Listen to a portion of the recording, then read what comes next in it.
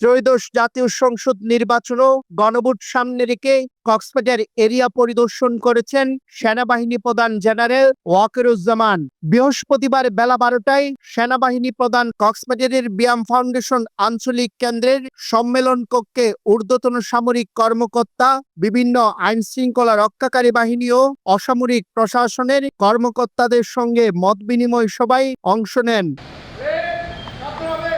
মত বিনিময় সভায় আসন্ন জাতীয় সংসদ নির্বাচনকে শান্তিপূর্ণ, নিরপেক্ষ ও সুস্থভাবে সম্পন্ন করার লক্ষ্যে আন্তঃপ্রাতিষ্ঠানিক সমন্বয় এবং সার্বিক নিরাপত্তা ব্যবস্থা নিয়ে আলোচনা হয়। এ সময় দায়িত্ব পালনে পেশাদারিত্ব, নিরপেক্ষতা, শৃঙ্খলা, ধৈর্য এবং নাগরিক বান্ধব আচরণ বজায় রাখার উপর বিশেষ গুরুত্ব আরোপ করেন সেনাবাহিনী প্রধান।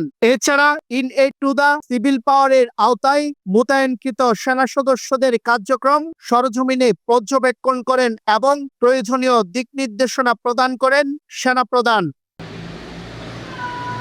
কক্সবাজার এরিয়া পরিদর্শনকালে জেনারেল অফিসার কমান্ডিং জিওসি 10 পদাতিক ডিভিশন, বাংলাদেশ এয়ারফোর্স বেস কক্সবাজারের এরিয়া অফিসার কমান্ডিং, সেনাবাহিনীর সামরিক সচিব ও চট্টগ্রাম বিভাগীয় কমিশনার সহ সেনা সদর ও কক্সবাজার এরিয়ার ঊর্ধ্বতন সামরিক কর্মকর্তারা উপস্থিত ছিলেন।